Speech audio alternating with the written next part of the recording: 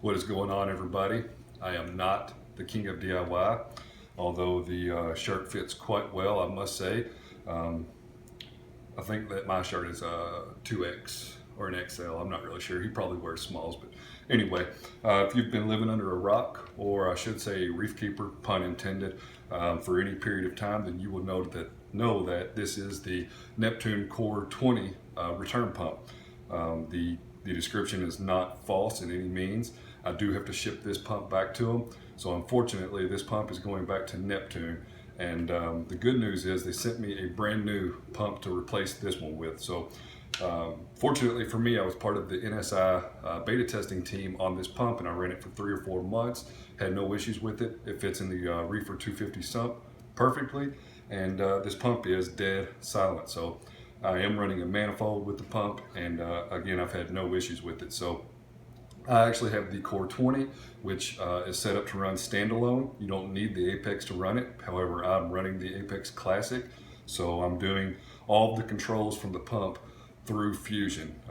Right now I have the pump running at like 53%, so I still have a lot of power that I could use on this particular pump. So like I said, this one has to go back to Neptune, so they've sent me a box, and for the sake of it, I'm going to go ahead and send them a YouTube Pelfrey sticker. So, you know, if you can't sell yourself, you can't sell anything. So I'm going to send this in the box back with the pump, and they can do with it as they please. But they did send me a new pump, and I'm very happy with this setup. If you don't know, you can pre-order these pumps now. And basically why they want these back and what they're gonna do is they're gonna do testing on each pump that was in the beta testing group. So they'll receive this pump, they'll hook it up and go through it and make sure that none of the internals were flawed in any means. And I must say that for the 3 or 4 months that I ran this pump, I had 0 issues out of it. I didn't have any startup issues or any noise issues whatsoever. And just looking at the propeller on the inside of the pump, I can't tell that there's any issues with it whatsoever. It is a little dirty, but that's going to happen inside of a reef tank with the salt water and everything else that's going through it, because I don't run any mechanical filtration. But overall, I'm very happy with this pump. I would say that if you're looking for a DC pump that is Apex capable, then this is the pump for you. Now, the difference between the 15 and the 20, again, is the 20 will run standalone mode, which means that you do not have to own the Neptune Apex to control the pump. It plugs into your Aquabus port. The 15 does not run standalone mode, and it runs on the 1-link. So if you don't have the 1-link module, the 20 may be the best route for you. Otherwise, if you plan on doing some upgrades, maybe adding the wave pumps or a couple other accessories down the road, then the 15 would work perfectly for you. You wouldn't have to have the controller. The controller comes with the 20, it does not come with the 15. So yeah, basically, I can take you over to the tank, we'll take a look at it, but nothing's changed. The brand new pump is on the Reefer, and again, no complaints on it. I'm running 1-inch plumbing out of it, and it's got a 3/4 inch, I believe, inlet. So at some point, I may look at doing 3/4 inch all the way to the return and doing away with the manifold. However, that's a topic of discussion for a later date. This is exactly how the pump is going to be shipped back. So first thing they see when they open up the box will be the Pelfrey YouTube sticker. So I got it in a plastic bag just for the sake of there's still a little bit of water in the pump and I don't want it to leak. But that's it. I'll just have to tape it up. It's got a prepaid label in it, and drop it off at FedEx and get it on its way. This right here is the controller for the core pump.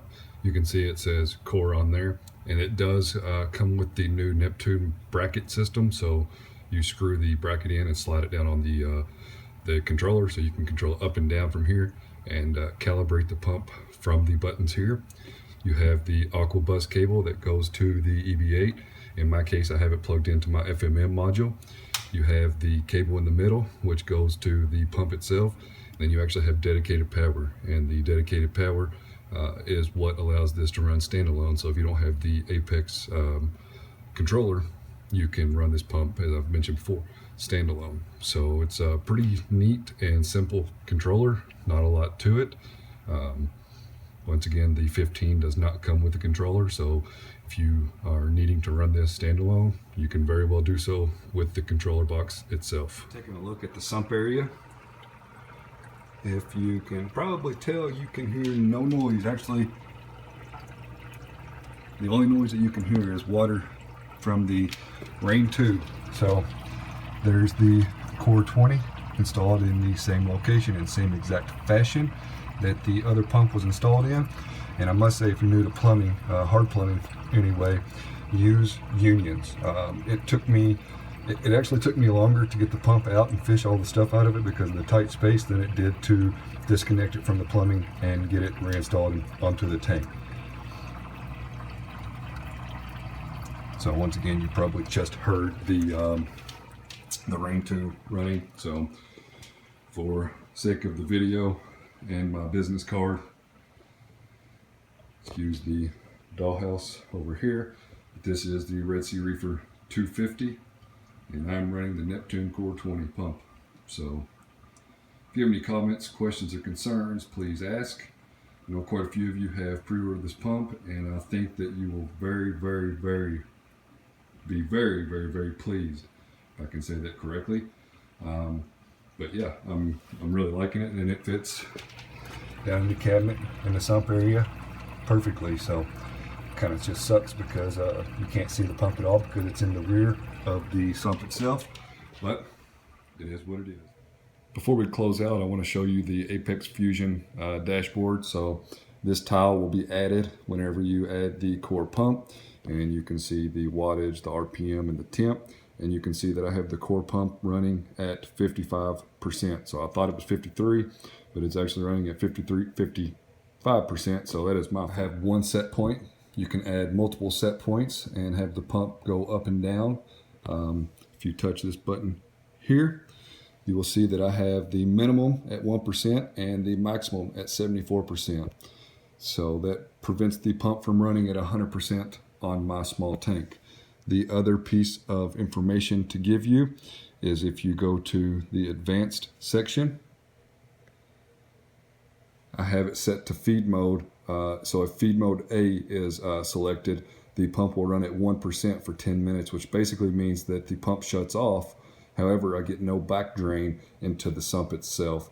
And it's also worth mentioning that Neptune does not actually, they don't want you to plug the COR20 into your power bar at all. They want you to run the power for the pump to the wall outlet, only because you could unintentionally turn an outlet off, which could turn the pump off, and there's really no need to waste an outlet on that, considering the fact that you have full control with the Aquabus cable plugged into the pump. So it is worth mentioning that I would not plug this into your power bar.